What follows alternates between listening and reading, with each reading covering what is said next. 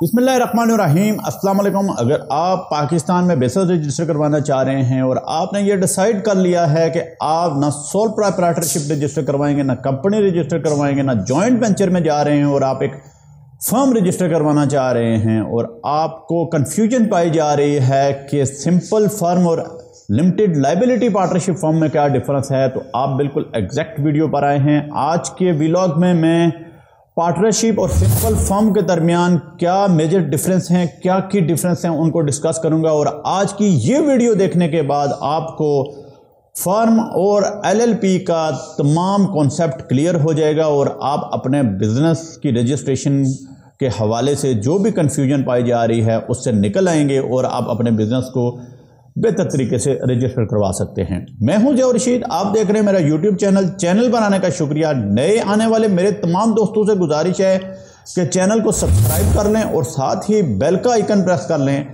ताकि मेरी हर नई आने वाली वीडियो का नोटिफिकेशन आप तक बर वक्त पहुंच सके। दोस्तों, अगर हम फर्म की बात करें, सिंपल फर्म की बात करें, तो सिंपल फर्म एक डीड के थ्रू रन होती है जिसमें मिनिमम 2 पार्टनर्स होते हैं, प्रॉफिट एंड लॉस की शेयरिंग होती है। जबकि हम एलएलपी की बात करें तो एलएलपी के अंदर हमें पार्टनरशिप के एडवांटेज भी मिलते हैं और एक कॉर्पोरेट बॉडी के जितने भी फीचर्स हैं वो भी एलएलपी के अंदर पाए जाते हैं। सिंपल पार्टनरशिप फर्म की बात की जाए तो simple partnership firm partnership act 1932 के तहत रजिस्टर्ड होती है और ये ही एक्ट इसको गवर्न कर रहा होता है।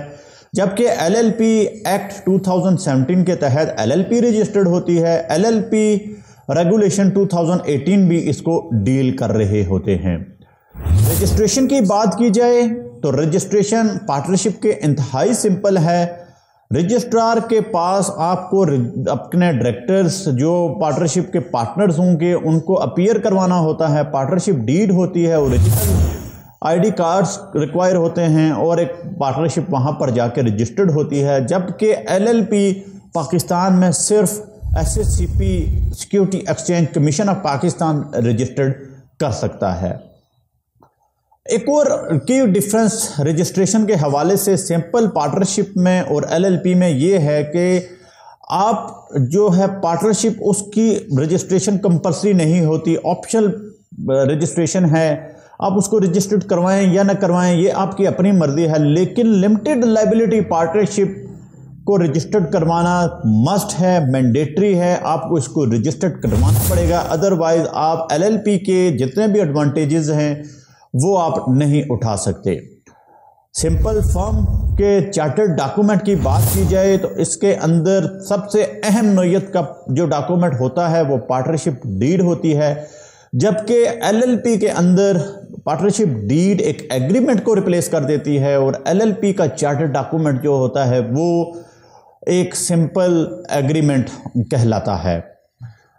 इसके अलावा एक मेजर की डिफरेंस ये भी पाया जाता है कि फर्म के अंदर अनलिमिटेड लाइबिलिटी होती है और एलएलपी के अंदर लिमिटेड लाइबिलिटी होती है। इसके ऊपर मैंने एक डिटेल वीडियो ऑलरेडी बनाई हुई है और उसका आई लिंक बटन में ऊपर दे रहा हूं, आप जाकर उस वीडियो को देख सकते हैं ताकि आपको लिमिटेड लाइबिलिटी और अनलिमिटेड लाइबिलिटी का कॉन्सेप्ट जो है वो क्लियर हो सके।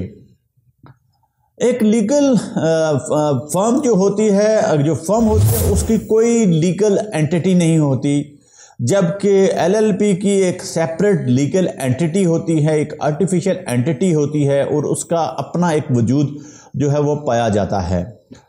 फर्म की रजिस्ट्रेशन में जो स्टेप, एक अहम स्टेप है वो नाम का होता है। कोई किसी भी नाम को लेके आप जो है वो फर्म पाकिस्तान में रजिस्टर करवा सकते हैं, ख्वाह वो आप पहले वो फर्म रजिस्टर्ड है या नहीं है, इससे आप कोई मैटर नहीं करता।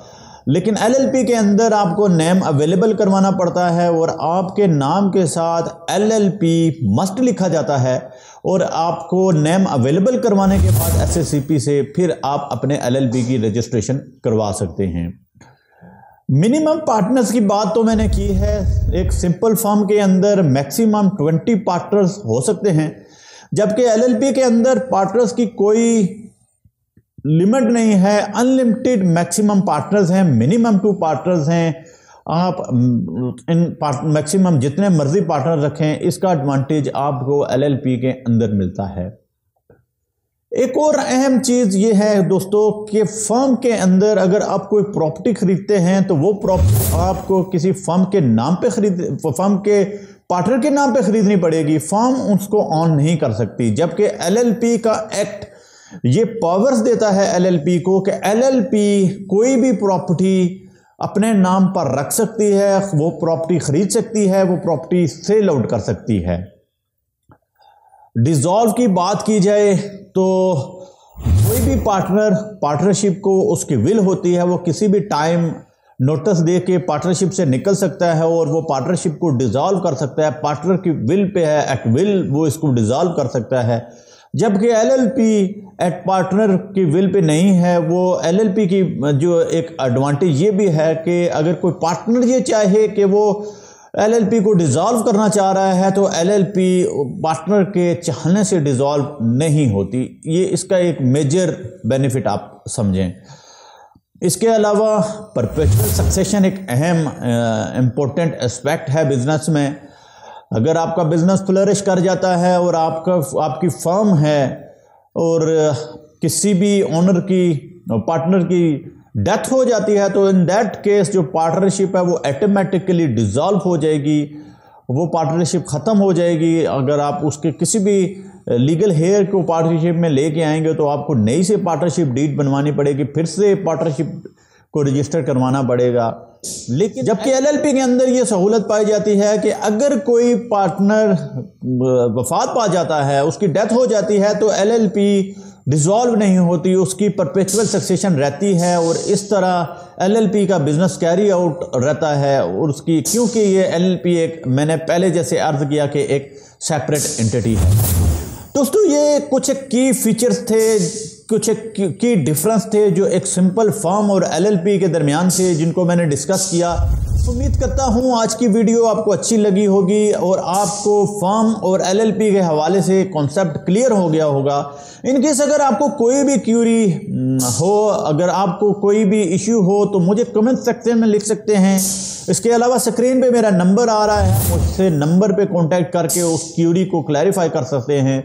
इंशाल्लाह मिलेंगे एक नई वीडियो के साथ। शुक्रिया, खुदा हाफिज़।